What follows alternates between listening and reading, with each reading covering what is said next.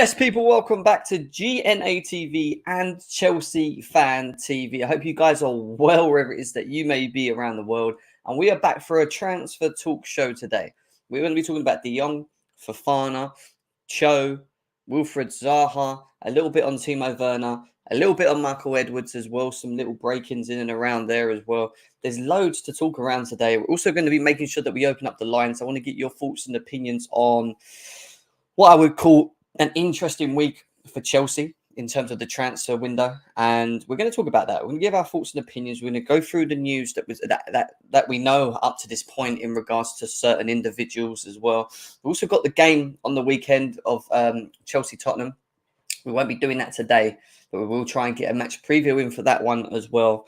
Make sure we smash the likes, guys, as well. Please just try and get this up to 200 likes on each channel as well, GNA TV and Chelsea Fan TV as well. Loads to go through. Lines open later. I want to know your thoughts and opinions in the chat today as well. So make sure that you're getting involved. Give me your thoughts. Give me your opinions. Let's get stuck into these discussions. Are Chelsea going to sign any other players by the end of this transfer window? That's the biggest question. That's the biggest question.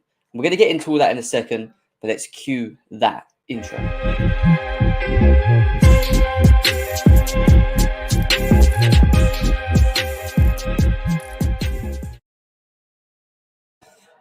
Yes, people, welcome back to GNA TV and Chelsea Fan TV. I hope you guys are well wherever it is that you may be around the world. And if you're living in the UK, make sure you prep yourselves for what is going to be a hot week. And this next 4 days is going to be 31, 32 degrees. Now, I'm just going to give you a heads up now.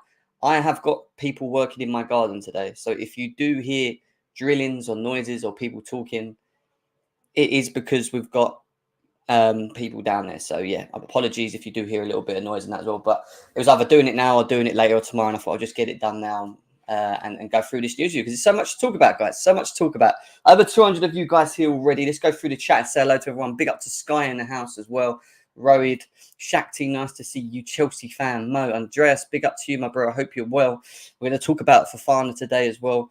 Daniel Knight, nice to see you. Surfs, nice to see you. Lee, Texas Blue, my guy, Chelsea Database. Do you know what, Chelsea Database? I was waiting to see whether you had a breakdown of something on De Jong, like a statistical breakdown of De Jong. I'm really intrigued to see you bring something out in and around like that. I know you're done for Cucurella and Koulibaly, they're Chelsea players, but if we do sign De Jong, I'd really like to see what your thoughts and opinions are on that, mate.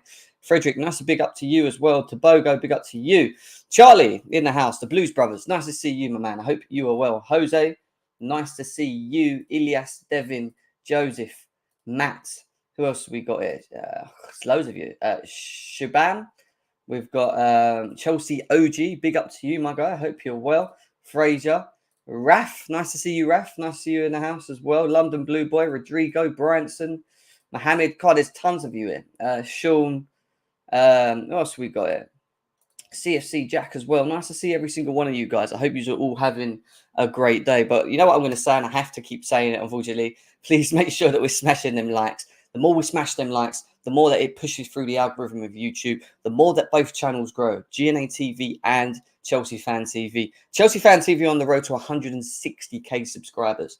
So let's try and make sure that we help them get there as well. And GNA TV, we're still on our road to 10k. We're still new, just over a year. We've been doing this channel now as well, but we've grown so big in such a small space of time. And it's just try and close the gap to 10k subscribers over there as well. Waiting until it's almost confirmed so it doesn't end up like my Koundé analysis. Good shout. That's a good shout, especially the way that Chelsea have moved in this summer window. So I completely understand that. Right, let's just get into things. Big up to Rich. Hope you're well. Do I think personally that we will sign De Jong? Hold that thought, because we are going to get into De Jong. De Jong is the main topic today. We're going to really be delving into De Jong, how he fits Chelsea. We're going to go through his injury list. We're going to go through the news in and around him. How, and like you said there, do I believe that this is a good opportunity that it could happen? Well, I've had conversations with certain other individuals through DMs about the De Jong scenario. So I will talk to you guys about that in a bit as well. So just bear with me once we go through that. Ben Jacobs said 48 hours, Frenkie de Jong. We're going to go through Ben Jacobs' comments as well. But let's get into it, guys. Let's get into it. I really want to just quickly touch on the real quick news. I know you probably can't be bothered, but we got to touch on it. Timo Werner leaving Chelsea, and obviously he brought out this what we call like a farewell message, basically saying, today marks the end of my journey with Chelsea FC. I'm incredibly grateful for the time I spent at this special club. At this point, I would like to express my appreciation for my teammates, the coaches and staff, and especially for you, the special supporters of Chelsea Football Club. I felt so much love and support throughout the last 2 years, and I will never forget how you guys stood behind me in the good and challenging times. We lifted trophies like the Champions League together, and I will always remember the song you wrote and chanted for me. I'm already looking forward to hopefully playing at Stamford Bridge again one day. See you soon. Even signed for you there, boys and ladies and gentlemen. Even signed there from Timo Werner himself. And do you know what? It's very hard to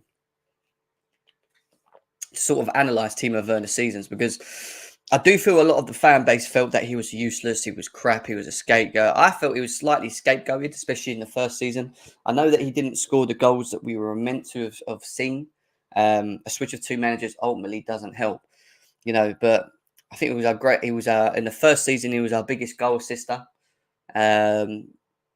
Gave teams problems, and I'm talking about the bigger teams, gave teams problems who played higher lines where he could sort of use his strengths. But ultimately, the big issue with Timo Werner and why he has left Chelsea is that we just couldn't fit him in the system whatsoever. There was no sort of way that we could get the best out of him because he was too limited in his own ability. We couldn't play him as a number 9 because ultimately in the Premier League, they don't give you time on the ball. And if you don't play the balls quickly into him and into the space, he's ineffective. Sometimes there isn't any space because we're playing against low blocks and they sit so deep. So it means that he has to come deep and try and use these technical ability, which he doesn't have. I don't think he's the greatest dribbler. And ultimately, this is part of the reason why he's left. This is part of the reason why he's probably gone back to the Bundesliga. Do I think that he will bang goals over there? I do. I think he will bang goals. I do. I think he'll do pretty well there. Big up to Declared in the house. Nice to see you, bro. Wheezy. Big up to you. Bring us Frenkie de Minerals. Yes, we're going to be talking about Frenkie. Like I said, he's the main topic today. So we'll be getting to that. The lines will be open for you guys as well later in the show. Over 300 of you guys here in combined as well. Big up to every single one of you guys. Please make sure that we're smashing them likes though as well. As reported elsewhere by Simon Johnson, his first touch was abysmal. Even academy kids had a better one. And I agree. And that ultimately, Andreas, is why when you think about his technical ability and playing in this two system, it didn't work, because if you couldn't play to his strength, which is into the space, which was releasing the ball quick enough to him to run behind, it was ultimately ineffective. And I know a lot of people say, yeah, but even when he was in front of goal, he was useless. But still think we didn't play to him. But at the same time, he just wasn't good enough for Chelsea because he couldn't, fit into the system as well. So we move on from Timo Werner. Thank you very much, mate. Good luck to yourselves in Leipzig. One out the door. Another that seems to be pushing to leave, shall I say, or looking to leave, and another forward is one of our younger prospects, but younger players in Callum Hudson-Odoi. And Sky Sports are saying that there's around 20 different clubs keen on signing Callum Hudson-Odoi. What I'm going to do in the chat right now is I'm just going to quickly create a poll. Do you want Joe to leave Chelsea? Now, Chelsea Fan TV viewers, if you can jump over to the GNA TV chat quickly and vote, because I can't pull it on the Chelsea Fan TV side. It's the GNA TV channel. There's a poll on there asking you about Callum Hudson-Odoi staying or going. I've put in the link there for my channel, so if you can't get into it, go and subscribe to my channel as well if you can. But also, just quickly go and vote. Go and have a quick vote over there as well. Callum Hudson-Odoi is an interesting one. I think he does need to leave. He's not really able to achieve what he needs to achieve at Chelsea. People will argue he doesn't get played in the right position or he's not been given the game time. I would say, yeah, to a degree, but ultimately he's still been given opportunities in this squad. He's been given the moments where he could step up, be the difference. And ultimately, there's just still parts of his game that he still needs to sort out. I don't think he's the greatest finisher in the final third. And I think he's probably one of the worst finishers out of our forward line in our forwards that we have at Chelsea. And I know Timo Werner was bad, but I thought Callum Hudson-Odoi was up there in terms of his final third output. So I mean, when you look at big up to David in the house as well. When you look at his creativity, people go, yeah, but he's more of the creative spark, this, that, and the other. I mean, you look at the stats, it doesn't really back him. The stats don't really back him to say that his assists are very good. Yeah, he has the ability to assist. Again, the biggest issue with Callum Hudson-Odoi, and I've always said this, is Callum Hudson-Odoi. He's just never consistent. He's never, ever, ever just consistent in his own performances. And there's been moments where he's one-on-one with defenders, and I want him to drive, I want him to take on that player, I want him to commit players, like Sterling does, and he chooses the easy option, go backwards, sideways, and he should, I don't know, I just think that maybe Chelsea isn't the place for him to unlock his potential. The potential of Callum Hudson-Odoi may need to be unlocked at another club and go into another Premier League club, maybe Southampton. There's talks about Borussia Dortmund as well, which is another club that is interested in Callum Hudson-Odoi. There's also Crystal Palace, who are looking to either take him or Conor Gallagher, who in regards to Wilfried Zaha. We are going to talk about Wilfried Zaha very soon as well.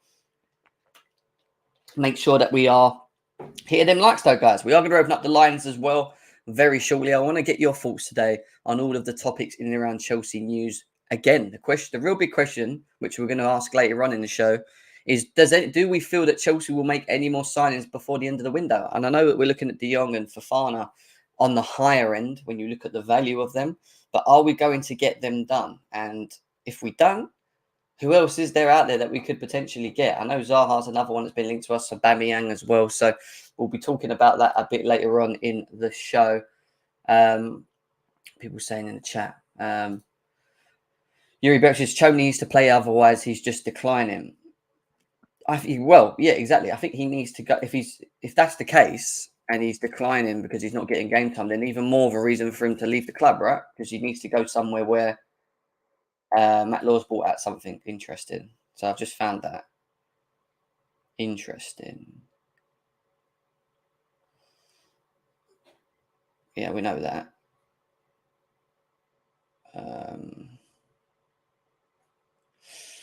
Where did he just say that? I'm trying to look. Sorry, one second, guys. This always happens, isn't it? This always happens to me when I'm on lunchtime shows. A little bit of breaking news comes out.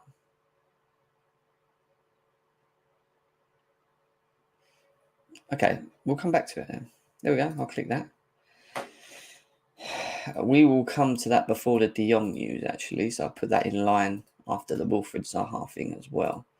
Okay, cool. So, yeah, a little bit of news from Matt Law actually just came out. So we're going to talk about that in a bit as well. Just going to quickly make sure there's nothing else before. I know people are probably dropping me messages now as well.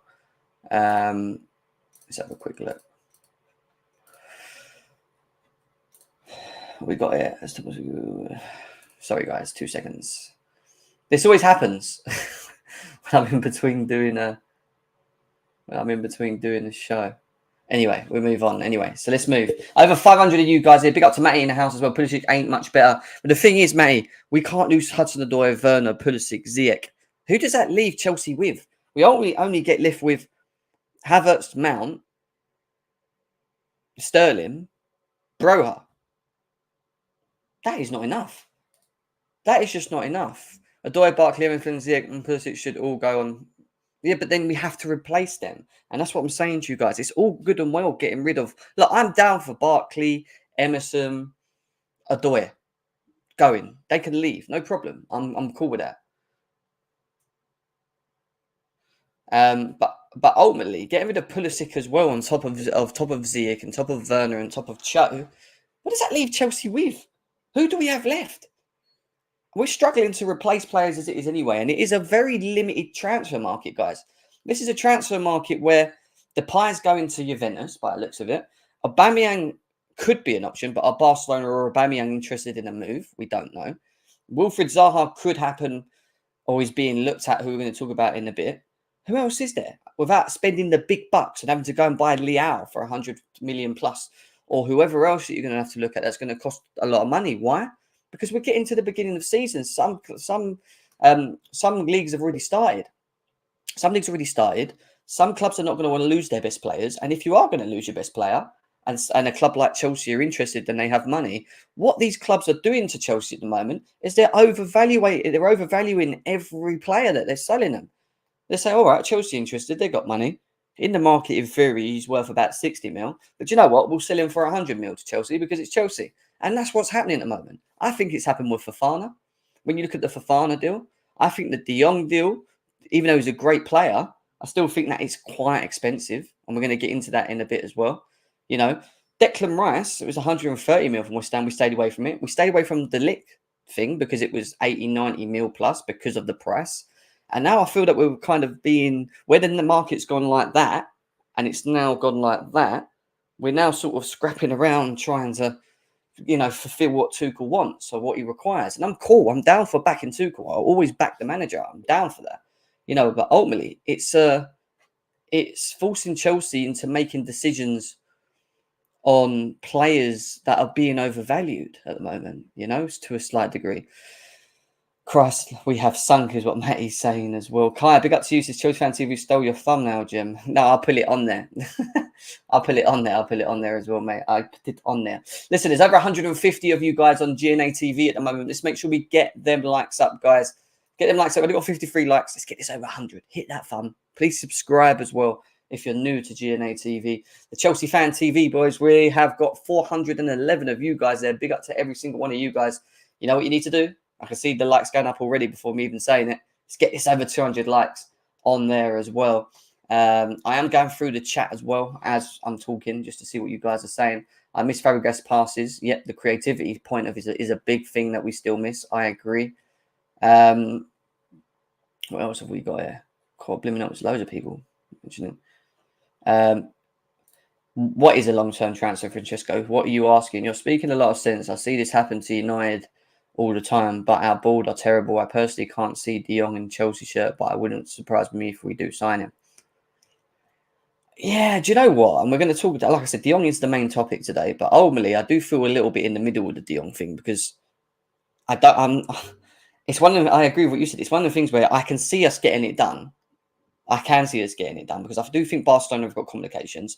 Apparently, they're about 150 million shy of being able to, I think, satisfy the regulations to be able to register players. They have to really sell certain players like the Pies going. I don't know if they're making any money on him.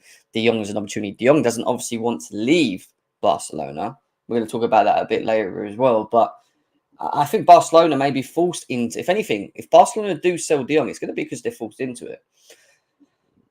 And giving an incisive pass from midfield could have a similar effect. We're going to talk about him in a second. Let's try and speed up with these topics that I've got here then, so we can get onto De Jong and then we can really delve into it. Now, just quickly jumping onto DOF stuff, because Simon Phillips has brought out an article, which I can't read because it's asking for people that subscribe to take a trial. But basically, Chelsea is still interested in Michael Edwards as a DOF.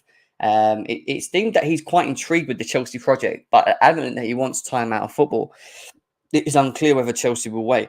Now, we don't know how long he wants out of football, but from what we've heard, apparently he's looking to get back into work next summer. So he kind of wants to take this period off to next summer. Now, why this doesn't make sense to me is that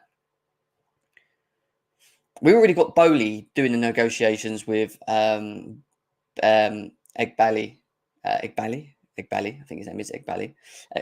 Egbali and Thomas Tuchel obviously signing off on these as well. So in theory, this summer window has sort of been taken out of the way of a DOF like Michael Edwards getting involved. But what Michael Edwards could do from the outset is look at the viewing in terms of the type of players Chelsea look for, etc., etc. Because in a way, he's going to have to adapt to what we want, but at the same time bring his ideas across. Now, if we're doing what we're doing, why the hell do we really, in theory, need Michael Edwards right now? Or why do we need to announce right now? Now, I know a lot of people saying, yeah, but he needs to be here through the summer so that he can settle and get an understanding of the project, the idea, what, the type of players that we're looking for going into next summer.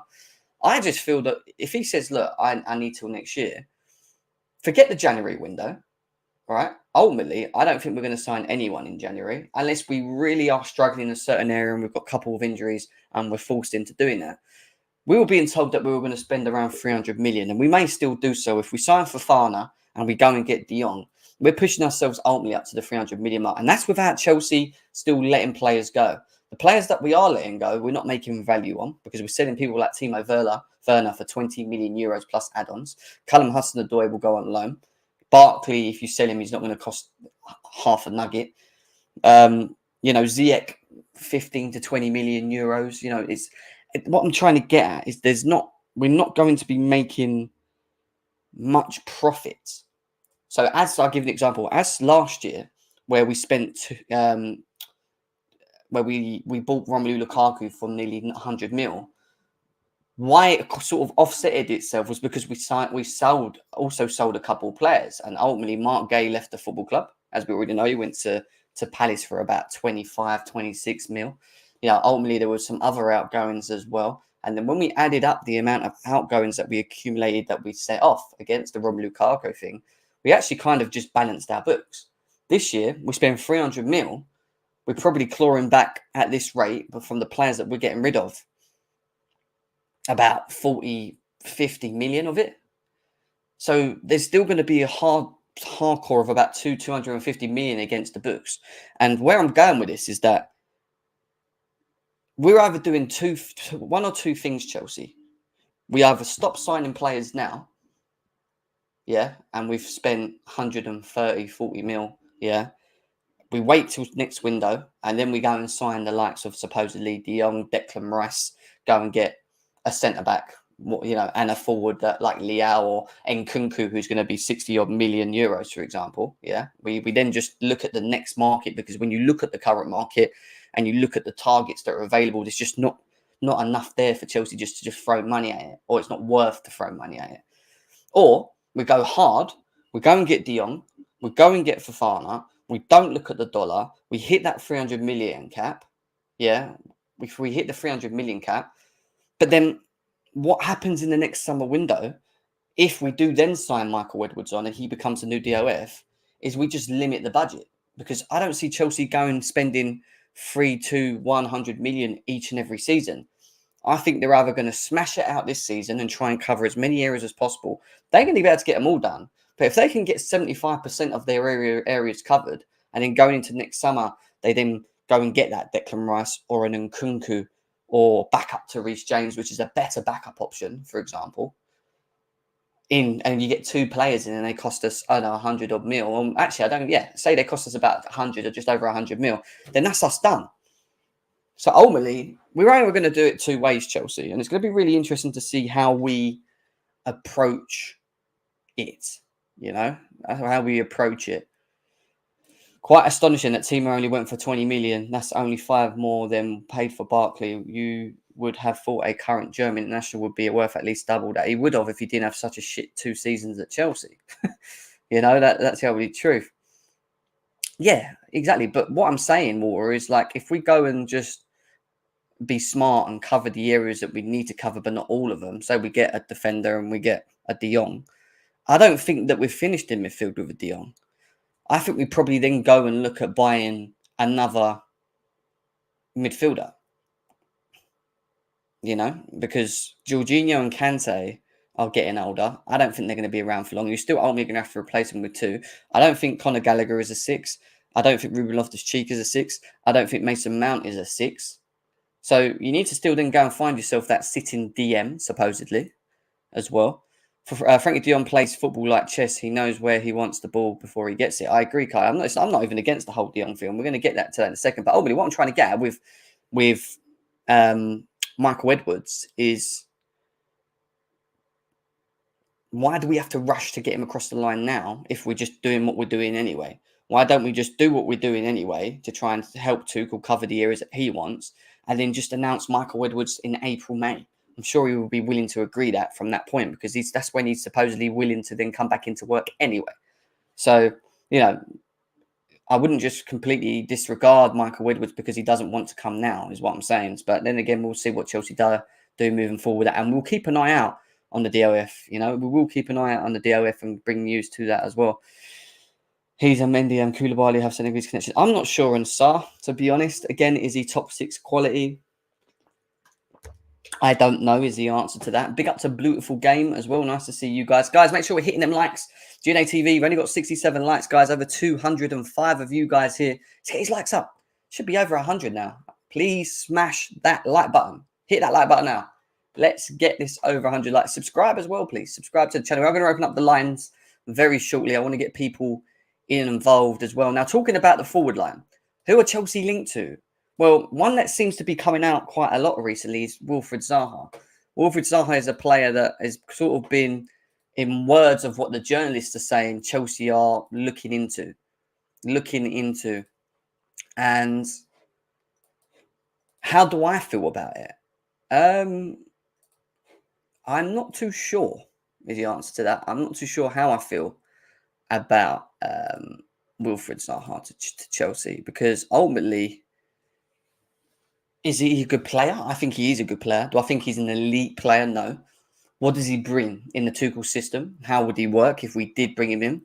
Well, what he would do is he would give us what we kind of have with Sterling in terms of the directiveness, the dribbling ability, attracting players.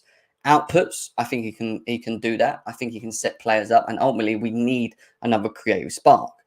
My only real issue with Wilfried Zaha is goals. Now, what level of goals would we get from him? Now, if he comes into Chelsea and he plays off the left and Sterling plays off the right, and we have Havertz or Broha up front, which is what I think we would probably do, I think it then allows, I think it does help Sterling in terms of the pressure, in terms of having to pick the ball in tight spaces and take everyone on himself and try and link play. With someone like Wilfried Zaha, you've got two players on the pitch that can do that job, that can attract players, that can dribble past players, that can beat a player, that can create. And on his day, he's a dangerous player. Don't get me wrong. He's hard to play against, on his day. Has a bit of an attitude problem sometimes, and I kind of get from the lower end of the prospect why Chelsea would look at him. Now, if we're going to loan out someone like Hudson-Odoi, Conor Gallagher, I think more obviously Hudson-Odoi would be the better option for Palace. You give Hudson-Odoi on a loan to them. They give us Zaha. We probably have to throw a bit of money on top of it anyway for it to be a permanent deal. But ultimately, it might be a good little stopgap or a test to see whether it's a good deal for him to come across and show what he's like in an elite team. I thought 2-3 years ago he would have been at a Man United or an Arsenal or someone of that level. I thought someone would have picked him up eventually, because he was carrying Palace in many ways. He was carrying Palace, and Chelsea now looking at it and thinking, well, we've lost Werner, losing Cho, Ziyech wants to go AC Milan. We need players. Why not buy a proven player who has the ability to create and take players on and offers more of what maybe Sterling does on the pitch, which is what Tuchel wants, I think, ultimately. Does he work hard enough off the ball and chase balls down? He does. He does work hard to a degree. At what level, we'll have to see. But I don't know. I think it's an interesting one. And again, ultimately, what I'm going to do in the chat, just quickly, is put a poll out on this. Do you want Cho to leave Chelsea? 68% of people have said yes, with 32% of people saying no. That's that poll. I'm going to create another one. Wilfried Zaha. Zaha to Chelsea. To Chelsea, yes or no? Now, again, Chelsea Fan TV viewers, if you want to go over to the GNA TV channel quickly and just vote on the poll over there for Wilfried Zaha to Chelsea, please do so.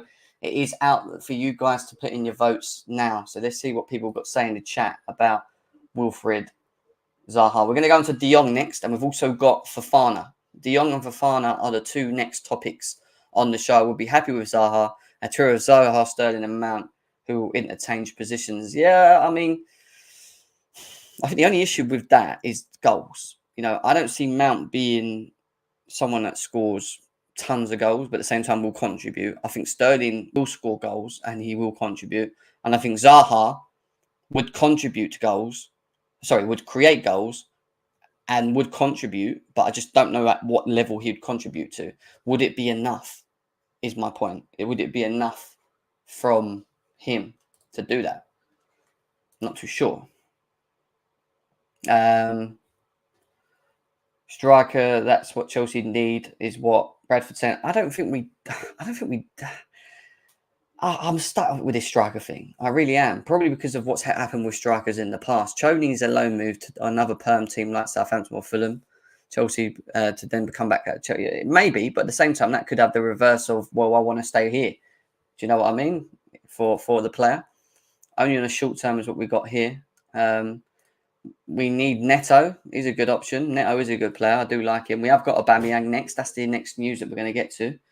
Just want to see what people are saying. If we get Zaha and Aubameyang is holding bench, is what Santiago is saying. Zaha as a false 9 is what the Blues is saying as well. I like Olise. I like Olise. I think he's a very good player. 50 mil, I think they want for him. Maybe a bit less. I think he needs another season at Palace. This is just to see where he goes with it or how he goes with it as well. So let's see what happens. Let's see what happens. We're going to move swiftly because we've still got other bits to get through before I open up the lines. And the breaking that came out from Matt Law was apparently Chelsea are... Where is it? Wait when it does this. Apparently Chelsea are willing to make a bid for this guy. There you go. Matt Law has come out confirming that Chelsea are preparing a bid for Aubameyang. Now, what are my thoughts on Aubameyang? See, I got asked this question. Who would I rather take out of Barcelona? Aubameyang or Depay? This was before, obviously, it was linked to Juventus. And I said, well, they're two completely different players. But ultimately, the way that I look at it now, this is how I look at Chelsea, is that I've seen strikers come and fail. And why they fail is because ultimately they just don't fit the system. They don't fit the manager style. They don't fit the way that we play. And maybe we just don't create enough for them to a degree as well. What I think and why I look at this like this is that when I compare Aubameyang to Depay, Aubameyang scores goals. But the question with Aubameyang, for me, is does he suit the Tuchel system? Does he fit in and offers the press, offers the movement, offers, bearing in mind he's 33 years old as well. Now, if you asked me about Aubameyang 5 years ago, before he went to Arsenal when he was 60 million, and I'm still shocked as to why Chelsea didn't go in for Aubameyang at that point and Arsenal just had a clean sweep on him, I would have said, I would bite your hand off. I wanted Aubameyang years ago. He is a finisher. He's quick, he's a finisher, and he's a good player. Played with Tuchel before. He will score you goals.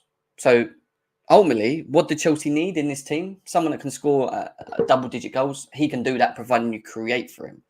But does he fit this Chelsea system? Not 100% sure. And you look at someone like Depay, the opposite. I think Depay is versatile. So I think that he can probably fit the Tuchel system better in terms of creating, contributing to some goals, working hard, pressing, doing the all-round stuff. I think he's better at that. Problem with Depay is that he doesn't score as many goals as Aubameyang. So what is it that I think that we should be looking for as if I'm Thomas Tuchel and Chelsea? I think we need to look at a player that not only scores goals or loads of goals, but look at the player profile and understand how he fits into what we currently have now. Something that we didn't do with Romelu Lukaku. What we did with Romelu Lukaku is we looked at his goal scoring record and we said, he scores goals. He scores goals. Let's just get him. What we didn't do is actually, which was the bit where probably I think Bowley and whatever are doing now, is analyse how he fits in with what we currently have. And that's why he suffered so much last season.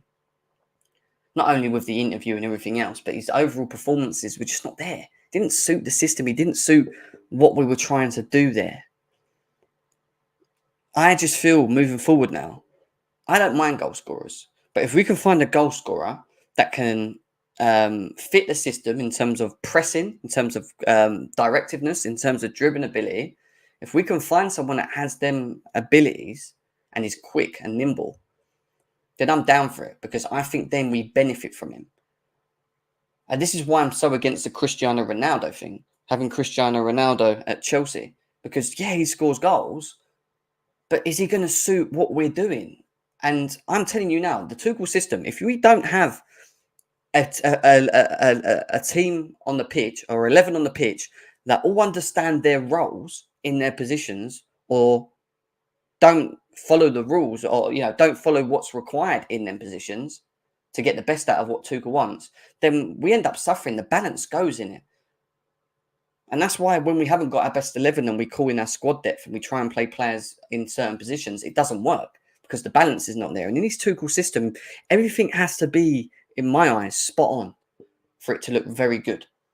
And now if your defence are doing their bit and your wing backs are doing their bit, but your midfield is not doing their bit, they're not pressing high enough, they're not moving the ball quick enough, it affects the system. If your forward line's not receiving the ball enough, or ultimately not holding the ball well enough, or making the wrong decisions, or there's no chemistry between them, then it affects the system. So this is my point. Stop buying players that just have a great scoring record and work out how they fit in what we're doing.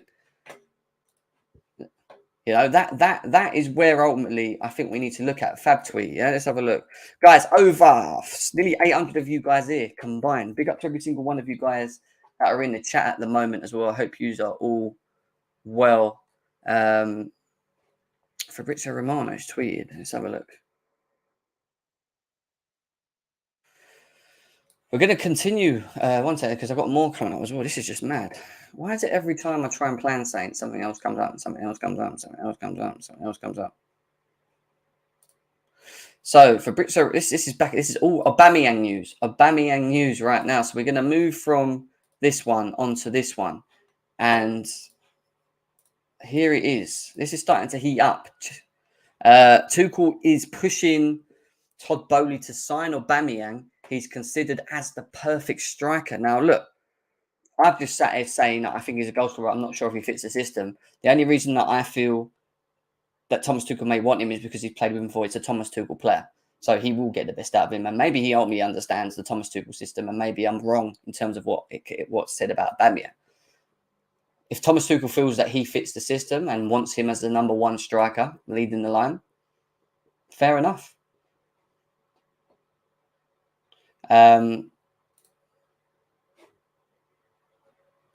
One second. I'm just trying to find this Fabrizio Romano too. But what's your thoughts, guys?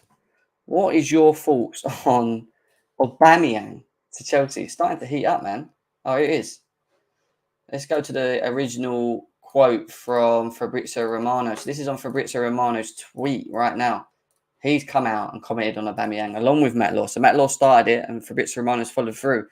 Thomas Tuchel was pushing with Todd Boehly to sign Aubameyang as he considered the perfect striker.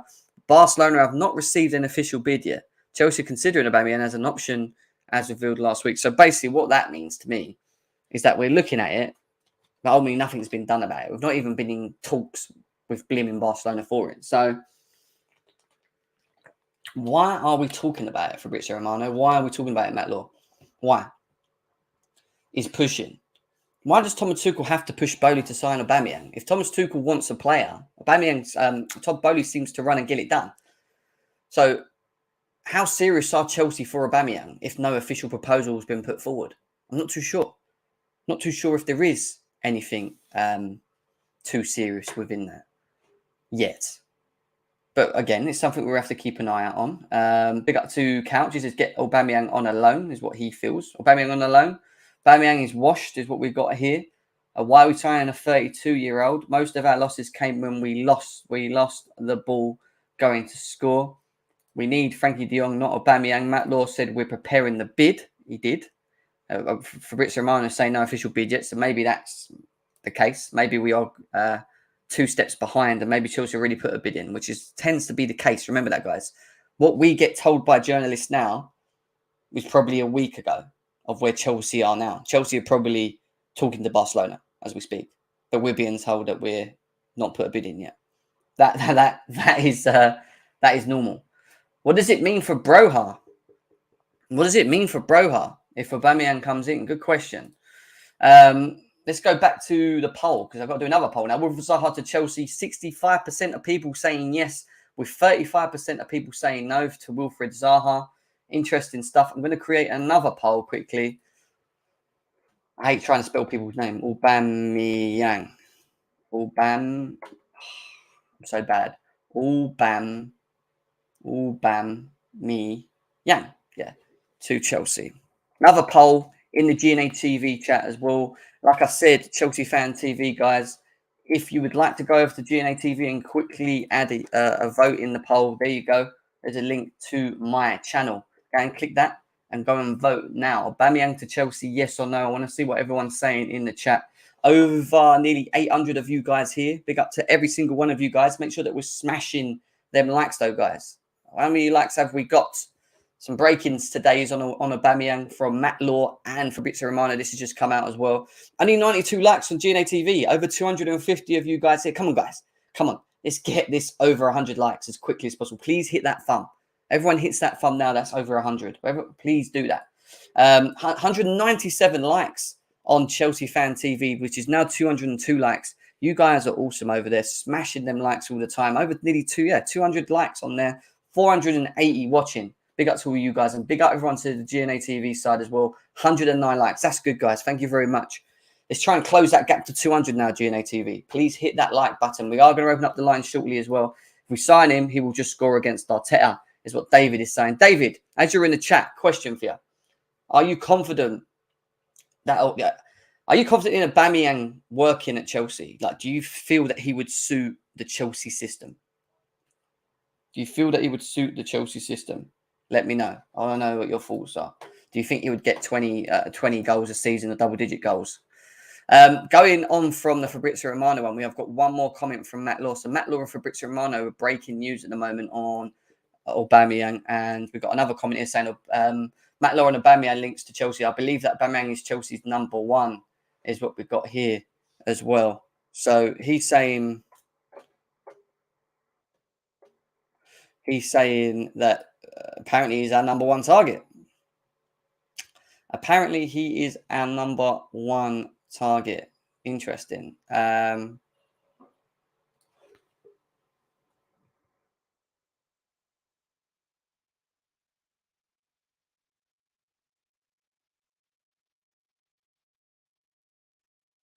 One second.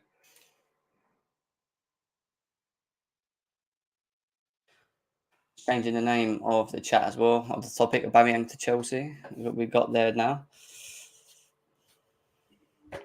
Aubameyang to Chelsea is what I'll put in there now. So, yeah, big up to everyone in the chat as well. Let's make sure that's just updated. 2 seconds, guys. We're going to move on to De Jong news next.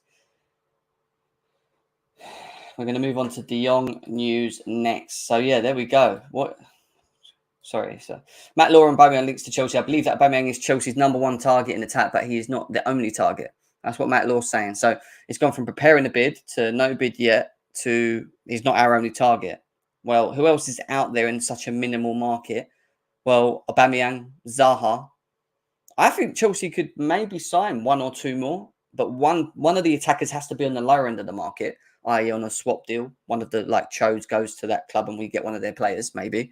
And then maybe we sign an older veteran like an Aubameyang or someone like that for less money, but then it's just agreeing the wages with them. I'm not too sure with it. Again, I'm going to be honest with you guys. I'm sitting on the fence with it. I think he does score goals, though. I do. I think he does score goals, but I'm just not too sure about everything else. Maybe he works well with Sterling. That's the other thing. Him, Sterling, maybe it could work. I don't know. I would prefer Zaha over Aubameyang, but also Elise is number. Listen, I like Elise. I think Elise is a good shout. Jem, will this affect Frenkie de Jong? I don't think so, because number one, it's in a different position. And again, like I keep saying, full style, I think if Chelsea want to break that, Chelsea want to break that 300 million that they are thinking of doing, then buying a forward and a midfielder and maybe a Fofana will definitely do that.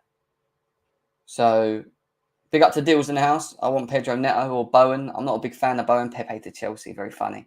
Very funny, my friend. Very, very funny. Let's go back to the poll quickly before we move on to De Jong news, because De Jong is the next topic today. We have got 73% of people saying Aubameyang to Chelsea. 73% to that 27%. So it seems like you guys want everyone today. I put one out for Zaha, I put one out for Aubameyang. Everyone's saying yes, yes, yes. So fair enough. Maybe you guys are more happier about the links that Chelsea have got that we've got to to Aubameyang and Zaha than maybe other Chelsea fans, which is fair enough. That's why I put the polls out. I want to see how you guys feel about it. 40-year-old Aubameyang and 30-year-old Zaha is what Tuchel out is saying. You're going to the game Sunday. I am not, unfortunately, guy. I'm not, unfortunately. Right, let's move on. If we will get back to any more breaking on Aubameyang news a bit later on.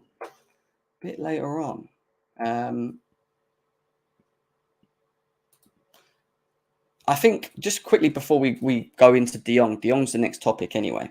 I do feel though that Aubameyang scoring goals is cool, but we still need more creators, because having just the wing backs in the free system that we rely on and not having that creative spark like a Kovacic and a De Jong, for example, in midfield, which I think we do need, because that could be the creative midfielder we need. And we're going to get De Jong next. Not having another forward that can create, which I think Sterling can to a degree, but I still think we need a creator in the forward line. I think that's another thing that we should be looking at as well.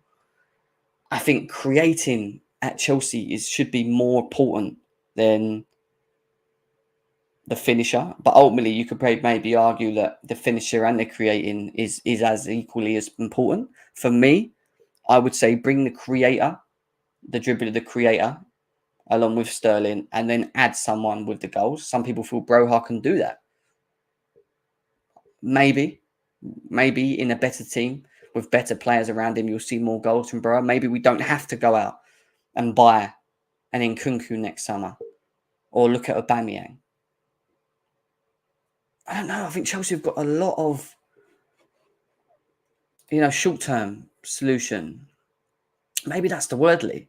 Maybe what we're doing now is the short-term idea, the Zahas, the Aubameyangs, maybe. I don't know, mate. It's a weird one. Really is a weird one. All right, let's move on from the Aubameyang.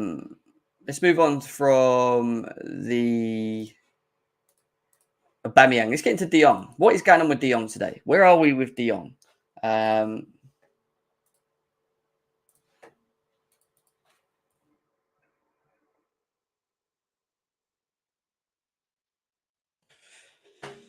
Where are we with De Jong? So let's have a look. So where are we at with De Jong? So with the De Jong news, Barcelona and Chelsea are very close to reaching an agreement for Frenkie de Jong's transfer for more than 80 million euros, is what Sport is saying there. And then we go on to what Tom Roddy said in regards to De Jong here, which we're just flying through him because there's a lot to go through. Chelsea are close to agreeing a fee with Barcelona for Frenkie de Jong. Remains unclear whether midfield will agree to CFC move. Financial dispute with Barcelona remains, but De Jong wants Champions League football, which MUFC can't offer. Story. Obviously, I ain't going to go into that story, but if you want to check out the Times article, go and check out Tom Roddy on Twitter and read into that. What else have we got? And then we go from Tom Roddy, which he's commenting. This is all positive. What I'm trying to get is all positive comments around De Jong still. They still feel it can be done. Ben Jacobs, who we have on the show quite regularly, has came out and saying, big week as Chelsea pursue De Jong and Fofana. Clarity on Frenkie de Jong future expected within the next 48 hours. So he's saying in the next 48 hours, which is quite interesting. Look, he's saying clarity on Frenkie de Jong's future expected in the next 48 hours. Frenkie de Jong still doesn't want to take a pay cut, opening the door to Chelsea. So what is going on? Before we go on to the next quote here from Ben. So what is going on with De Jong from what we understand at this moment? Well, Barcelona wants to take a pay cut. They still owe him money. He still wants to stay at the club. But then Barcelona have registered so many players that they need to maybe sell players. And they're looking at De Jong and they're thinking, well, he's one of value. We could get about 70, 80 million euros for this player. Who wants him? Chelsea come knocking on the door saying, well, we want him. De Jong looks at Chelsea and goes, well, I'd rather go Chelsea than go Man United. But ultimately, I still want to stay at Barcelona. So Chelsea won't put a bid in until they get the green light from De Jong. But De Jong's not giving us the green light because he's still waiting for Barcelona to negotiate something. Which is why I'm saying it's up in the air. It's a bit crazy at the moment. So, from what we've read, Barcelona are either going to do one or two things. They're either going to force him out the door unwillingly, not making it obvious, but, just not offering him anything else and saying, well, we can only, if you don't accept a pay cut, then we can't have you, which means we're going to have to sell you and force him out the door. Or they're going to renegotiate his wage structure, give him a bit more. We heard that Gerard Piqué's playing next season for free for Barcelona. He's willing to play for free, is what I read, which is quite interesting. De Jong doesn't want to take that. Why should he when he's owed X amount of money from Barcelona anyway? So I just don't get, like, if I'm Frenkie de Jong and I'm at a club that's not paid me my wages, that wants me to have a pay cut so that they can register other players, and then they're not doing any of that, but you still want to be at this club. Why do you still want to be at a club that's just not negotiating with you, that's not willing to work with you? I don't get it. I really don't get it. Chelsea are optimistic on an agreement for just over 80 million, slightly lower than Man MUFC's offer, but not by much. Bailey has spoken to de Jong directly. Chelsea won't place the formal bid unless the player commits to the move. Chelsea pushing, but Frenkie de Jong's still saying he wants to stay. There you go. So basically what I just said. Chelsea won't commit until de Jong gives us the green light. Now, de Jong's interested at Chelsea, but has not given us the green light. As previously reported, Barcelona want the fee and wage space so that they can move on Bernardo Silva. There you go. So they can't bring Bernardo Silva in until they get either keep de Jong and get him on a lesser wage, or they sell him. And he don't want to do any of them two. He don't want to be sold, and he don't want to have a pay cut. So what the? So where do you go with this? If I'm de Jong, there has to be a cap to this. That's be right. If you don't give me a response in the next 3-4 days, I'm going to make a decision for my own future. That's what his attitude should be, not just scaping around trying to beg to stay with Barcelona. I don't get it. I really don't. Barcelona suddenly have a real urgency to resolve the situation, which helps Chelsea. Laporta told CBS he will respect the contract if de Jong insists on staying on current terms. But Barca also alleged the renewal is illegal and could challenge it in court. Apparently, his contract that he was given last year was illegal anyway. And I read into something from someone that works in contracts. Apparently, if you have an illegal contract, then in theory, you're actually a free agent. Because in theory, you're binding to a contract that's illegal, which means it's not real. Which means that Barcelona should be getting even more trouble on top of all the other shit that they've got going on with them anyway. So, weird stuff. Financials that Chelsea offering Frenkie de Jong are acceptable to him. It all comes down to whether he actually is prepared to leave Barcelona, can force him out. We saw with Dembele a U-turn. He was also stubborn on only to take a pay cut, but his contract ended. De Jong has more control. Well, de Jong has more control because he's still in the contract. But what don't make sense is if Barcelona is saying that his contract's illegal and they go down that route, then the contract that he thinks he has then isn't a contract, which means he then becomes a free agent. That's what I read. Someone said that he's pretty much a free agent. This is someone that works in contracts in sports. Apparently, he is a he will basically be a free agent. And then what will happen is it will go to court against Barcelona for all of his wages and whatever else, A, B, C, and D. People that have, or the lawyers that he's used for last year to go through the contracts with Barcelona, and Barcelona's lawyers will be questioned. Barcelona will be questioned. De Jong's team will be questioned as to why and what and how, if it is illegal, why it is. And it's just a lot of headache. Chelsea also still pushing for Fofana. We're going to talk about Fofana next. Third bid not coming to a world record fee. Still hoping for under 80 million and having more meaningful verbal talks. First two bids near instantly rejected. Bowley keen for a more of a back and forth to work out Leicester's true stance. Lots of excitement around Fofana because he wants to move and Chelsea aren't giving up. But Leicester, Fofana, but Leicester to play Fofana against Arsenal, things can change fast. But as of now, Frenkie de Jong, from a club-to-club perspective, is more advanced. So he's saying it is more advanced because the reason it's more advanced is because there's no real understanding of or move forward to where it's been for the last couple of weeks, which is he won't take a pay cut. And he's still unsure whether Barcelona are going to actually try and sell him. And if they try and sell him, he doesn't want to be sold because he's still in contract. But then Barcelona is saying he's got an illegal contract. It's a mess. It's a mess. It is an absolute mess. Is what I'm trying to get to you guys. We also had this from the Sun as well. It's just a mess, guys. Apparently Chelsea have won the deal for around 67.6 million. That's what they're saying. And then we're also seeing this. This is what I'm saying about the fucking journos. It cracks me up. Look, obviously Terry Fuller's commented from Marcel van der Kraan that works for Sky via NUFCMPB, whatever that is, saying that Man United have a deal with Frenkie de Jong, but de Jong's agent, which makes no sense. You have a deal with an agent, doesn't mean you have a deal with a club. He probably has a deal with an agent like Chelsea have a deal with an agent. But does the player have a deal with both the clubs? And does the Barcelona themselves have any interest in what Man United are putting forward? Now, we're being told that de Jong's not interested in Man United. Why? Because he was interested in living in London and he wants to play Champions League. What did Chelsea have? London, Champions League. So these things just going around in circles is what I'm saying at the moment. And it's going to be interesting to see what happens. What is my thoughts on Frenkie de Jong? Well, you look at him from a stats point of view. Let's have a look at him from a statistics point of view. Now, from his career stats, yeah, this is very hard to tell from a midfielder, but he's played over 301 games across all. Yeah, this is his overall balance, right? 97 games in the Liga.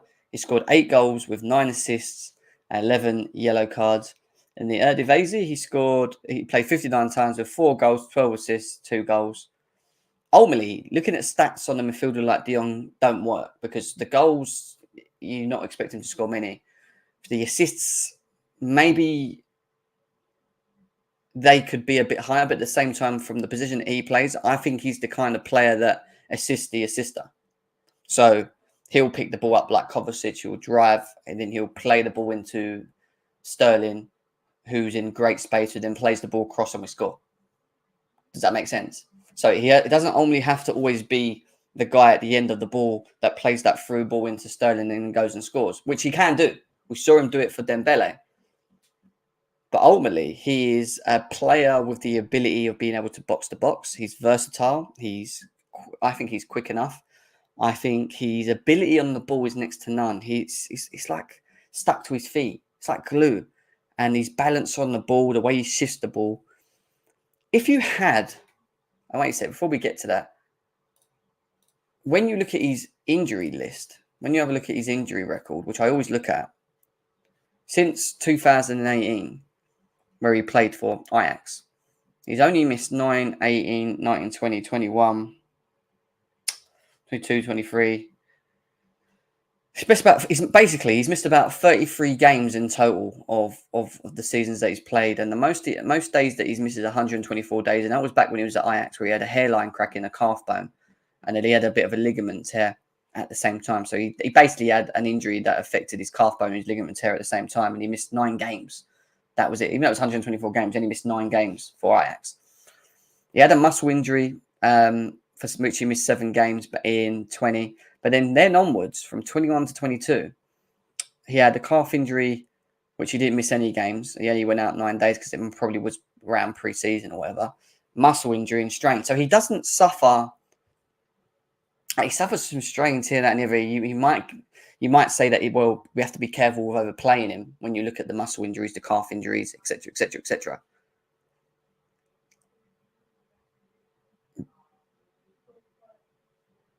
But ultimately, I feel that we're getting a player that is still very young, unlocks what we need, kind of.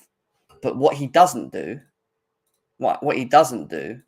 is allow us to switch the system. Now, when I say that, I mean, we buy de Jong. I don't think we switch to the 4. I think we still play the 3, but he strengthens the 3. So he will play. I think he's best suited next to Kovacic. This is my opinion. So in the 3 with de Jong and Kovacic, I think you have 2 ball players there that are unbelievably good with the ball. That would be so hard to get the ball off. That would be, that would be very good for us in terms of the progressive point, moving the ball quickly, getting up the pitch. When our forwards are making runs, maybe our counters look better. Our counters moving forward from A to B look better because de Jong and Kovacic really receive the ball and then they move it quicker. If they get the chemistry right, they could be a very good partnership. I think de Jong and Kovacic in a 2 as a pivot could work and would look better in the Tuchel system than it with the 3 than it does maybe what we have with Jorginho. Now, that doesn't mean that we get rid of Jorginho. I think we still keep a player like Jorginho, but it would be rotation. But this would be how I would start. I would have Mendy, Silva, Cucurella, Koulibaly. If we didn't get Fofana, I'd have Chilwell and James as my wing backs. I'd have Kovacic and De Jong as my two in the middle, and I'd play with Sterling and Mount. And then it's down to who you play up front. Havertz, Broha. People want Broha. Throw Broha in. Broha. Don't want Broha, and we go and sign Aubameyang. If it does happen, Aubameyang. Aubameyang.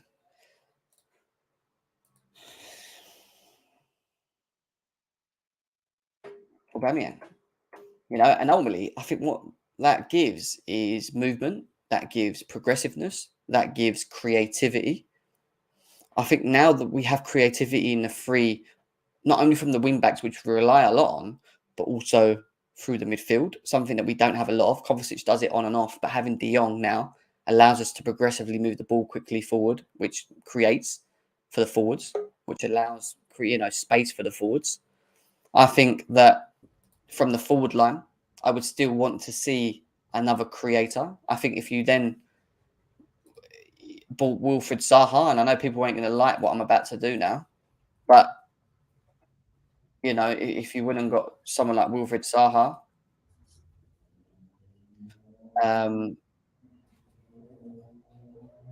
you could have that, and you could use De Jong. You could have. So what I'm trying to get to you guys is that in this free system at the moment, I think that we rely heavily from the creativity from Chilwell and James, and when we don't get that from them, or if they're not up here with the forwards, we then don't have anything else. We don't really create through the midfield. We're too slow with the ball, and our forwards end up getting frustrated. They come deep, and then they become ineffective in games. That's not what we want. What we want is if we're going to play out from the back with Koulibaly, Silva, and Cucurella, who are very good at moving the ball quickly forward into the pockets of spaces from the back, then having a De Jong and a Kovacic who can pick the ball up, link play together, progressively move forward, but they're always looking forward and release the ball quick enough. So you have Kovacic doing it, De Jong doing it.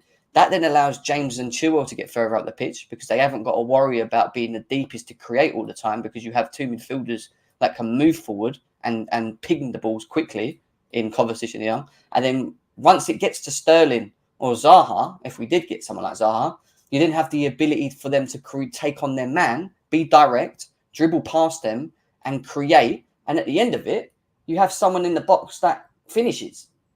And he will finish because that's what he does.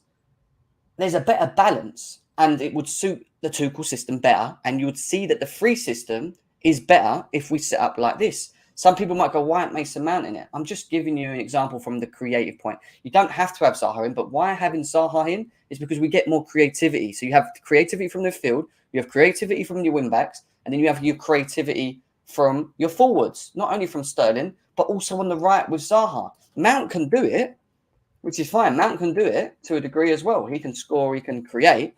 I just want direct players in my forward line. I want players that are going to run and run in behind or take a player on. I don't like Mount as one of the front three. And effectively, I think that affects the balance of the system that we play. Where Mount needs to play is a bit more deeper. And if we switch to a 3-5-2, where you play Sterling and Aubameyang as the two and Mount behind, then that's fine because you have Mount, De Jong, Kovacic. So it sits like that. That's fine. We can do that. That's an option. But I don't want to see Mount holding the wings out here. If you're going to do that and you want that, then you play someone that can actually be direct down the wings, Zaha, and actually commit players and take players on and cross. That's his game, You're making a lot of sense, Jem. I just wanted to jump in quickly just to say this. Yeah, go on. So I was about to say, how are you doing anyway? It's good to see you, brother. It's been a long time. Sorry, I've been going in on one at the moment. No, you're definitely on one right now, and it makes a lot of sense. Here's the things that I'm starting to focus on when I'm seeing what you have in front of us right now. Zaha's what, 29? Yes. So you'll sign for like a 4 or 5 year deal. Is that the best sort of allocation of limited funds that we're talking about right now? I'm not necessarily convinced, especially when you're talking about somebody that needs to be direct and uses their athleticism to get into those areas. That's where I have my trepidation. If he's coming into the side for 25 million, he's a squad player, completely different story. Completely different story. Just bring him off the bench and, use him in situations. Second thing is Aubameyang. Aubameyang, he's what, 33, 34? Like, for me, you sign a guy like that, what is he going to want? A 1 year? He's not going to sign a 1 year deal. And then anything beyond that, it gets extremely risky for a guy that, is an advanced age. This is the Premier League right now. He's not like in Spain, a little bit different when, the game is not come at you physically and as fast as it is right now. I'm just not sure. Like I said, as options, like I said in the chat.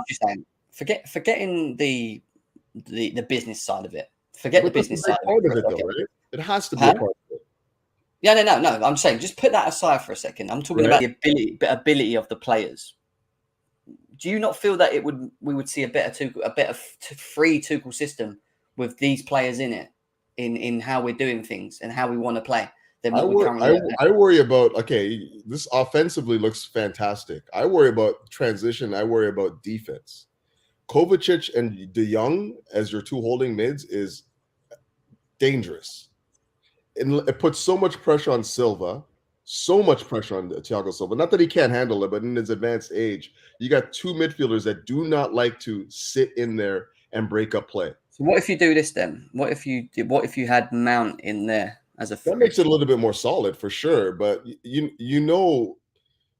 man, I'm telling you, both those guys, De Jong and Kovacic, love to roam. Like the strengths of both of those players are their ability to roam from positions. So that's what my worry is there. Like, I have no doubt, like, De Jong is a fantastic player. I think he has qualities that we could use in our midfield, but you have to build a midfield around it. Like, and for me, that again, before you have to put him next to like a Declan Rice or something like that. Yeah, I get that, and I know, but I get that. It's not that I don't think we need a DM. That's not the thing. What we're doing it right now. What I think we should be doing is short term looking at players that we can bring in to influence the system this season and make it better.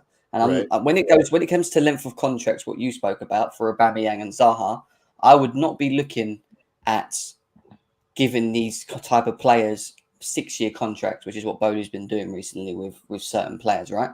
I would look to give them 3-year contracts. That's what I would do. Yeah, give them a decent wage.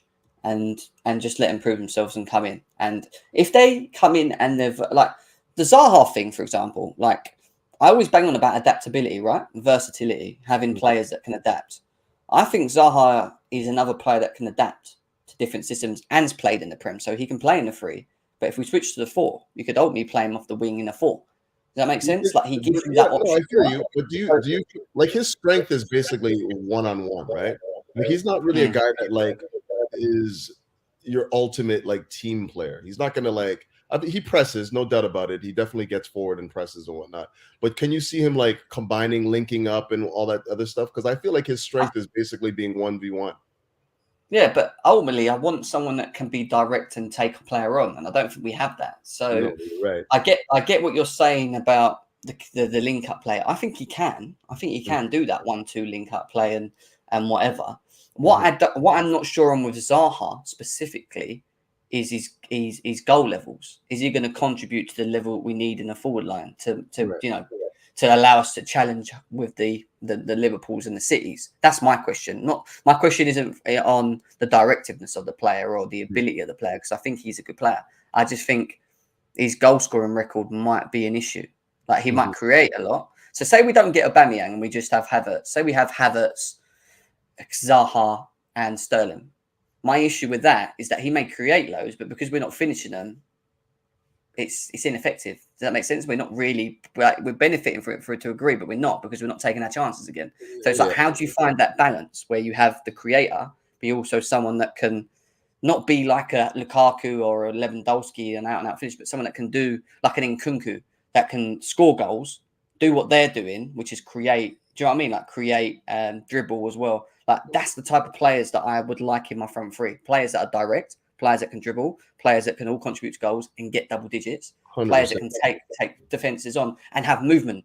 They can all switch. There's no issue of having to be fixated like Lukaku in one position, have to be there because he can't switch because that's his position. Does that make sense? Well, you're bang on, and I agree with you. But like the other part of that is, we talked about this months ago. We're talking about what it means, what this window is going to mean for us, and like for the most part, we had to just get back to at least where we were last year, which means rebuilding that defense, potentially bringing in a couple of attackers. We're just not going to be the complete side that we want to see in this one window. Like, it's going to take more time than just this one window to address. No, I agree, 100%, 100%. Yeah. And like, 100%. I think that with that said, I think we've done an excellent job at like identifying targets like Cucurella, Sterling, who am I forgetting? Koulibaly. These are all fantastic players. Just not enough, though, is it? Still, that's the problem. Not enough. Yeah, that's not the problem. Enough. But it's not, the window's not closed yet either, right? So exactly. I'm just saying, if you stay on that trajectory and not look for these like sort of like panic, Aubameyang for 3-year deal, like Zaha, 30-year-old Zaha, like stay with what we're doing right now. Slowly build this thing and we'll be fine. If we rebuild a defense, it becomes like a rock solid defense. I think we're going to be top 4 anyways, because it's going to be such a good defense. I think if you look at the way that we've attacked the window, I think we're ultimately saying that we're trying to strengthen the back more than the forwards. It's like we have to have a solid defense before we start thinking about how we create, how we score goals, how we have this. It's about having the solid back, and I think that was what Tuchel's always sort of built his systems around, having the solid foundations at the back, right? So that, and I think that makes sense. But I'm just going to read out this super chat quickly as well. Cover from T1, big up to you. He says, cover Frenkie de Jong, Havertz / Mount as mid 3 in a 4-3-3 with Pulley, Brower, Sterling front 3. I mean, have some balls, TT. Be creative, for fuck's sake, is what he's saying there. So he's throwing out different options. Big up to you for the donation, bro, as well. Thank you very much for that. We've got Matt here as well. Matt, what you saying, bro? Yeah, big up, guys. I definitely agree to the point, and I've always said this, that we should be going for a short-term contract, an experienced attacker, someone like Zaha. I'm not a fan of Aubameyang, but Aubameyang, Depay, someone sure, and so we don't need to invest a high lot of money without a football director. I'm all for people like Neto, Liao, I'm still from Napoli. I'm all for these players, but I'm not willing to go and spend big money on a player like them while not having a football director. I will personally want someone who's an experienced player to get some experience for our attack, like we have like Sterling. Zaha is fantastic for our team because he brings creativity and he brings goals and he brings aggression. Let's be honest, guys. We are boys. Our teams are full of boys, and now we're transitioning to men with all the new players. We're getting Reece James is surplusing in his aggression. Koulibaly, Cucurella. We've got more aggressive players, and Zaha adds to that. And as we've said, we're boys. Getting more aggressive players can bring more aggressiveness and ability to fight to win. Because I've always said last season we had no urgency to win. You'll see us on the field, half the players are just there to get paid and leave. But now we're reforming our team, and it just came out now that we're looking to terminate players like Ross Barkley, and I think the Loftus-Cheek was on that as well, and Kennedy. Kennedy, Bobber, and Ross Barkley. So we're finally looking to get rid of these players that have no meaning in our squad. So Bowie's coming in, and he's realistically snapped his fingers and know what we need to fix, and he's fixed it.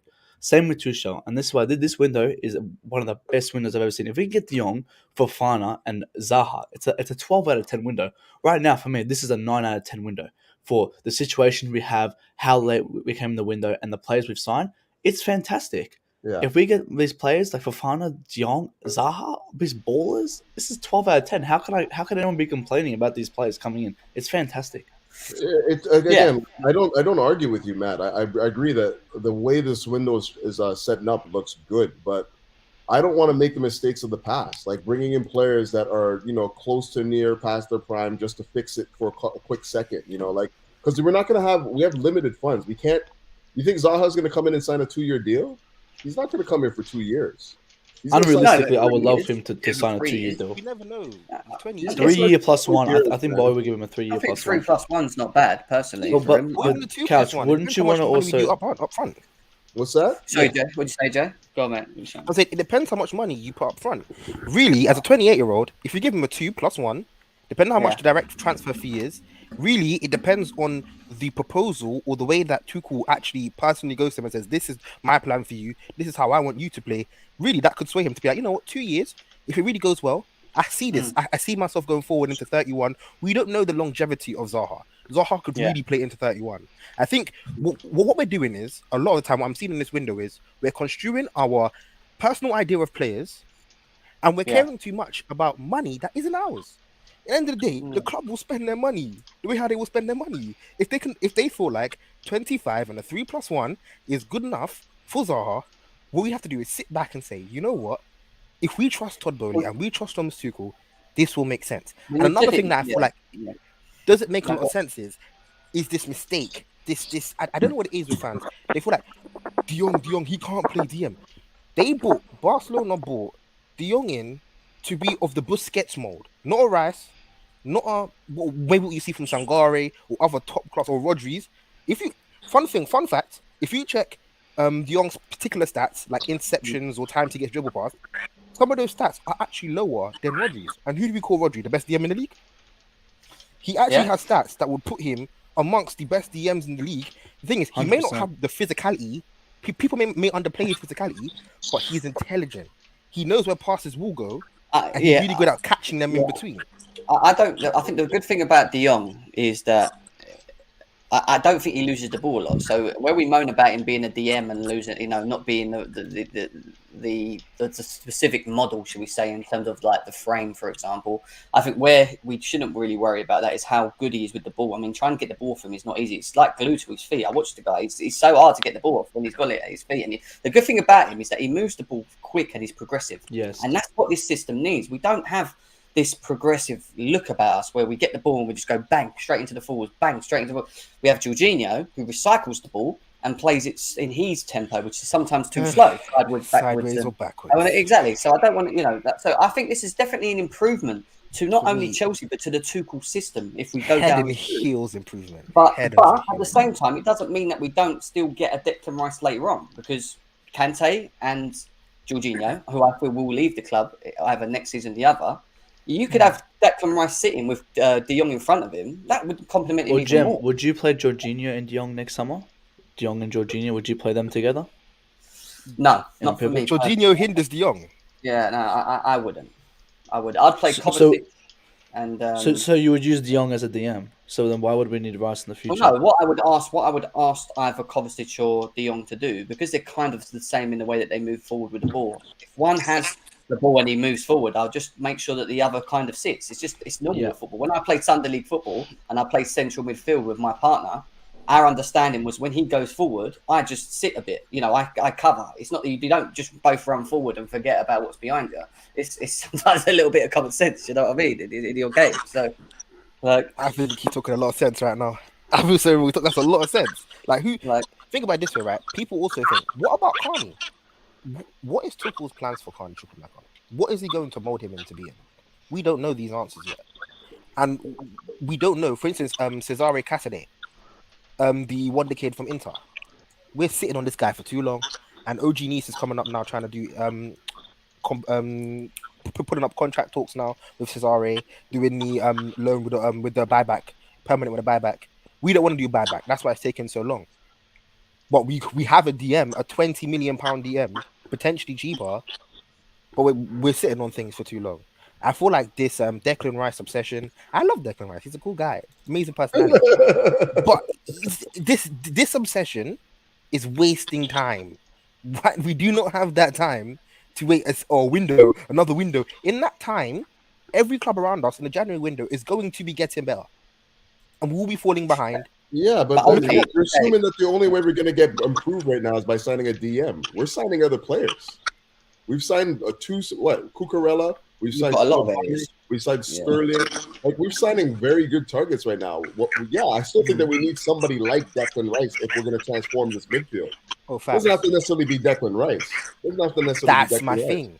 Right, don't chase one guy. Looks happening. We can see a progressive midfielder come next season as well. There's enough there to suggest that this guy is probably going to be a nice player for us. The fact that he wants to be here, number one, the fact that he is, one of the top defensive midfielders in the game right now.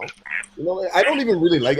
I don't even, honestly. I don't even want to be singing praises for Declan Rice because I'm not his biggest supporter, and I don't want to come off like that. But if I see him next to somebody like a Frenkie de Jong, I can see where that sort of like synergy and chemistry is work. They complement each other's games well. That's what I think. Yeah, I hear you. Yeah. No, I hear you. I think what you're saying. Go on. For me, I just go on. Go on. I was going to talk to Jason and Declared quickly because I haven't heard what they've got to say. 2 seconds. Yeah, go on. Declared, how you doing? Big up, everyone. It's been a while. Big up, Joe, Couch, Matt, Jay. I haven't met, James. I haven't met. So big up, everyone, and chat as well. Big up, man. Big up. But yeah, I heard a lot. You guys hit some of the points I wanted to make as well because I've heard some crazy things and people are going mad. I mean, everyone turned into an accountant and started to punch numbers in. I mean, the reality of it at this stage of the window, we were always late starters, that we were going to always overpay for these players. I mean, De Jong is an opportunity. You wouldn't get De Jong any other time. De Jong is an opportunity at a situation that's happening at Barca, and it's almost like once in a lifetime kind of chance, and we should be for him. And if other clubs did have the money too, they would be in for him. And if it does drag on to January or next season, there's going to be more clubs in for him. So to be very picky about how much we spend and what, it's an opportunity. Also have to take into account Jorginho hasn't signed, Kante hasn't signed, so these players might not be here next season as well. Yep. So that's when it comes to De Jong, even Fofana. I mean, we're going to overpay for every player. And people also have to take into account that this consortium want to start well. They're throwing big money. I mean, Couch touched on it. We don't have much to spend. How much do we have to spend? These guys are probably ready to go all out. By the end of it, they might spend 300 million. Yeah, but that's just to have a great start. You still have to take into account financial fair play. Yeah, they can spend 300 mil, but no more than that. What are they going to do next summer?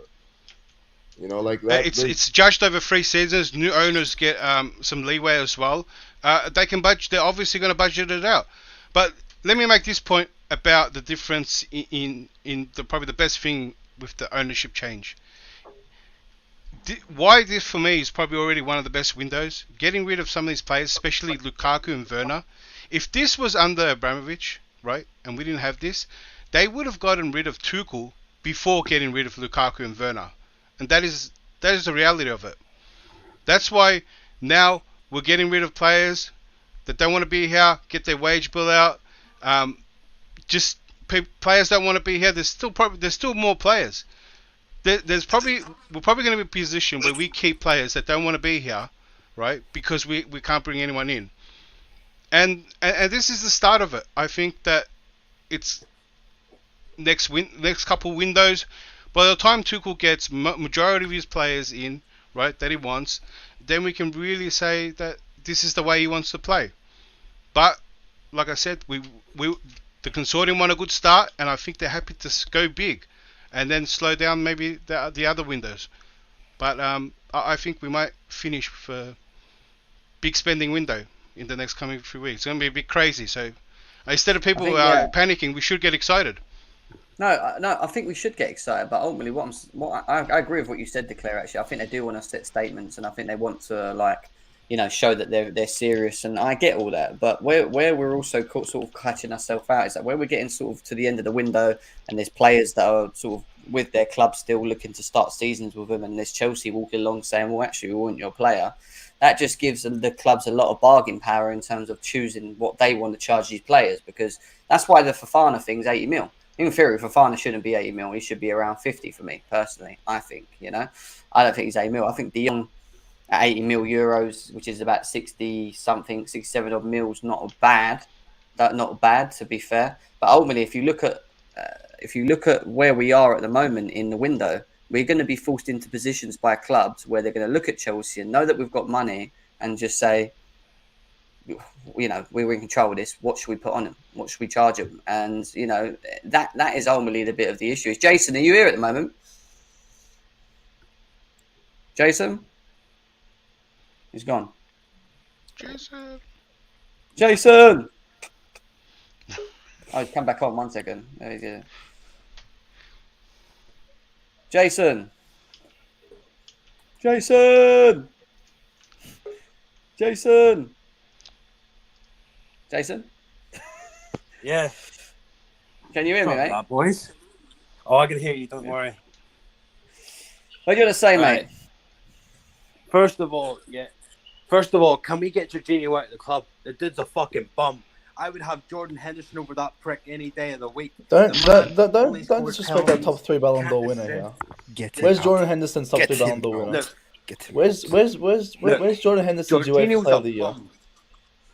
What? He's a flipping Jorginho is a liability, bum. bro. Alright. Anyway, Right. can we let Jason Get finish? Young Let in. him finish. Let him finish. Go on. Keep Kante, get De Jong in, get Zaha, because if we are keeping Jorginho, Zaha at least when penalties and Jorginho can actually do something right. Face it, look at the Champions League against Real Madrid. The dude's a bottle jobber. He gave it straight to Real Madrid. You might as well put me and Jem in midfield in that game. And put one of you guys centre back, because Rudiger bottled that shit too. I wouldn't even have played him against Real Madrid. That's why we lost. The dude's a mug. We lost because of Edouard Mendy and Get Kante, buddy. Zaha in. Look, an FYI, personally, Mendy should get the boot too, Rob. I would sell him too. Jason, my man. As well. I was with you. I'm I was telling with you he's until not you said good that. enough. Mendy is not good enough, mate. No. You know what? I would have rather had Martinez, the fucking Arsenal. No, would you rather have Pippa in goal? No, I'd rather have Pope though. I think Pope's a far better goalkeeper. Man said Really Nick there. Pope. This guy's smoking Khalif. Oh my god. Here. Oh my god. Don't Why is judge. Mendy wasted? Why is Put it this Mendy way, not right? good? You say this about Pope, yeah? Pope gets the Golden Glove nearly every season. Nick You know why? Pope, Jason. Because he stops the ball from going the back of the net. If he had our defence, it would be far better. Far better. Oh, Jason, why do you not like Zaha Mendy? was in a better team when he These scored are- more. Genders. Why do you not like? Why do you not like Mendy? What is Mendy done to you?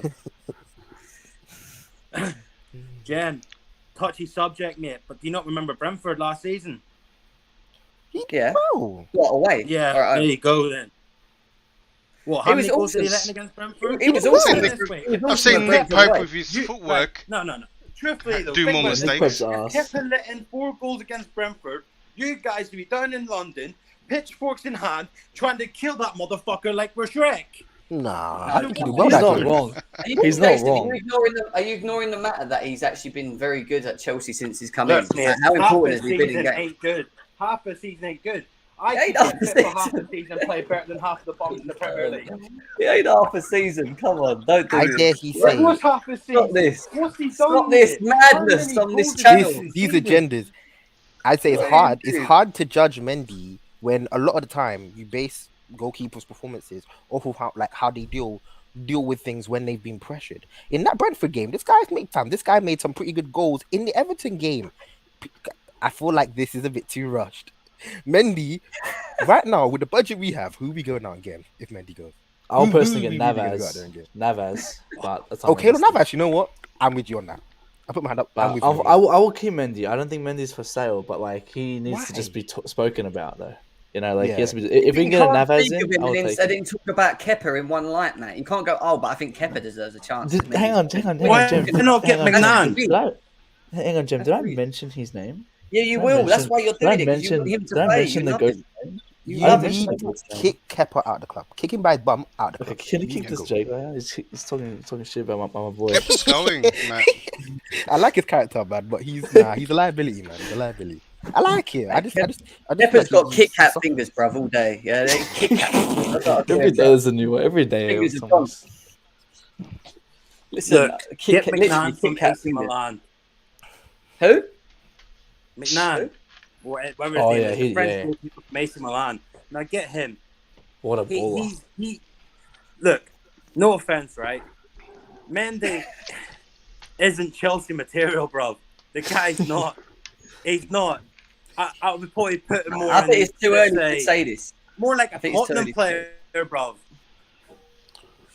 I think, Jason, I think it's too early to say anything about Mendy yet. I think this season's a big season for him, though, in terms of his consistency. I think he has had. I'll make you a good parts promise. this If we can see 4 goals this season with Mendy in, yeah, you've got to come to London with me, mate, and we'll get out poster and we'll kick the shit out of him then. Yeah, deal?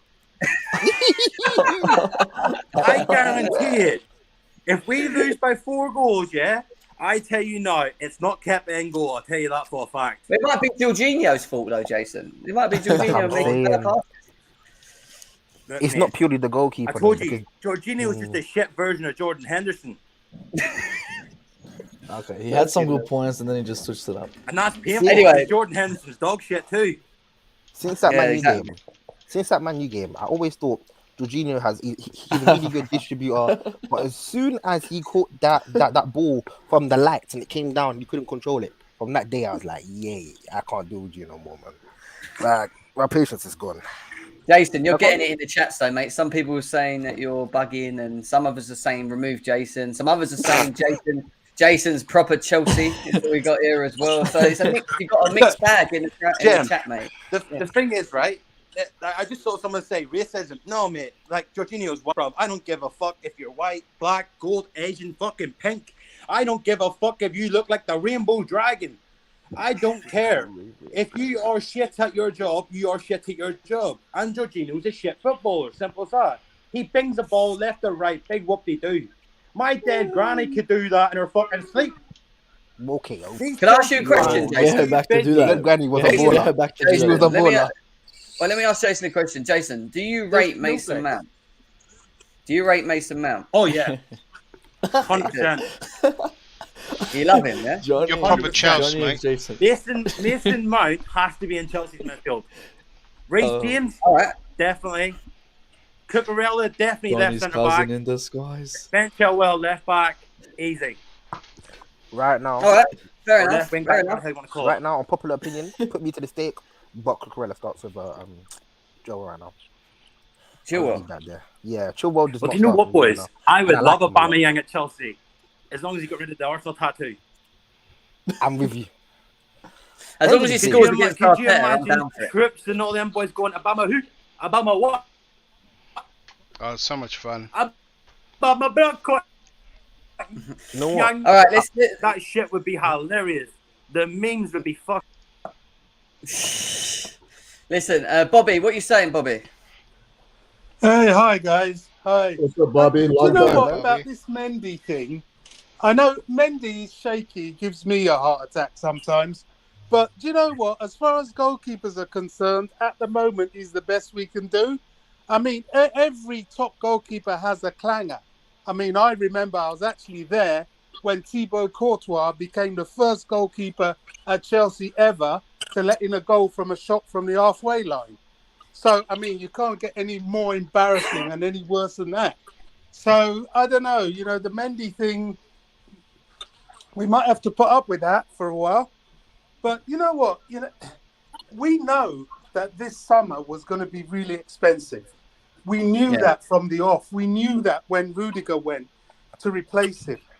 Trouble is, because we've had the further problem with the sanctions, we're now not only having an expensive summer, but we have a potentially inflated summer. Now, Bowley, to be fair to him, he hasn't been sort of hit by that inflation yet.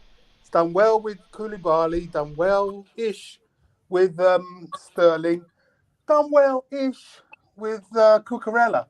But, we have to take an L with these players that we're getting rid of, getting them off the wage bill. I agree. And we have to take an L with the cost of Wesley Fofana, because do you know what, lads? We need that geezer. And if we can get De Jong, we need him as well, because our midfield is a big problem. It's just going to cost. Fortunately, we've got the money, we've got the leeway with financial fair play. So we just have to pray we can get these targets, take the cost, and then once we get the sporting director in, settle down with the new squad, then we can start looking at being a bit more prudent about our spending. And I'm sure that's what they've got in their sights. Yeah. Yeah. I have an interesting point of view on the whole money spending thing. I personally feel like with the financial fair play, I feel like we're worrying a bit too much about that. Reason in saying is that if it was Roman's era, we realize Roman, I love Roman to death, as much Chelsea fans would. But I feel like when Roman did things, he cared a lot about just living his FIFA dream, FIFA career mode dream, and just cared a lot about spending money, but not actually having a logical, like, trying to make returns, because he didn't care about returns. And that's his love for the club. But I feel like what we have to understand is Todd Bowley, a businessman who owns multiple LA clubs already in other sports, he's not going to go and spend money not knowing he can make that returns and still logically spend in the future. I don't think Todd Bowley is that silly. I feel like he has a team behind him or people who understand, okay, so we're going to run this club differently. And fam, the flipping social media admins are moving different already. They're already putting people in place to generate more engagement with the club. They're going to do that more. We're going to see different type of filming around the club. Things are going to be improved to the point where they're going to try and attract more people to the club, therefore making more money. So I don't feel like this whole spending 300 mil is going to dent us or stop the rebuild we're trying to do. I feel like they're doing that knowing they can do something. Yeah, you're speaking facts. You're speaking facts, but knowing that and knowing that this guy's such a smart businessman and he understands finances and whatnot, it's not going to be a gravy train year after year after year. Yes, we have to rebuild what we had before. So it's going to be 300 million this summer. Then next summer, what is it going to be? The summer after that, what is it going to be? Right? You want to know why we spend 300 or 150 million every year? It's simply because our signings don't work out. If our signings work out, there's no need to spend another 150 plus next summer. We could just focus on strengthening the depth. I think this season is going to be a replication of the 04, 05, and what Bobby said about inflated prices. This is literally it. Because back in the day, we were spending 40, 50, 60 M's on players. We don't know if they were going to be hits or misses. Players like Drogba, we spend at 50, 60 in today's market. Better check and all these lot. These all were big signing names like Ronaldinho, all of them. Or Thierry Henry, who was on the market, but Arsenal refused to sell him and sold him to Barca for peanuts. Like, these are not big name signings, but I just don't care. I just want them to work out. If they're like like no names, or whether they're Frenkie de Jongs with names, as long as they work out, I don't care about next summer spending barely anything. Because if they work out, there's no need. I don't think that if we spend over 300 million this window, say we get De Jong and we get Aubameyang and maybe Fofana, let's just say, if we spend over 300 million, I don't think that we go into the next summer window spending another 200-300. I think what they then do is they look at what's left in positions that we need to rectify, i.e. right wing back, cover for Reece James, and maybe if Jorginho and Kante leave, another midfielder, DM, whatever you want to call it. I still think we need a creator to a degree. Even if you get them three players, I still think we need a Zaha type player that can create and dribble and do that kind of stuff with Sterling. Yeah. I think that will benefit this system a lot more. So I don't see us spending as much or doing as much as we are now. Only what Chelsea need to, or what Bowley and Tuchel need to work out is whether to stop now, because values of players are just too much in a small market. Because let's be serious, I think the market itself has narrowed now, especially now we're getting to the end of it. And just look at someone like Nkunku, who we know next season is an option for us, maybe, and others where the market's a lot wider. Players may leave clubs because they fall out of them, whatever. That's an option that we may have to do, which means then this season we may have to just subsidise with some of the loanees and some others to cover certain areas just to get us through the season. But ultimately, my understanding of what I expect Chelsea this season is not to be nowhere near the title. It's to just get Champions League, but narrow the points difference between City and Liverpool. I don't want 20 points. If we finish the season and we're 12 points behind, that's an improvement for me.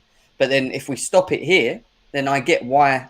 Like, what I'm trying to get is, I think it's about Chelsea or Bowley and Tuchel understanding whether to stop and not spend that kind of money because the market's narrowing, and wait till next season and sort out these other areas, or commit, spend the money because you don't care that you're spending this money, and then going into next summer window, you have to try and get deals for certain areas like wing back and DM, like for example Declan Rice, because you're not going to spend 130 mil on him. You're probably going to try and push for 60, 70 mil next season. You only have 2 years left on his contract.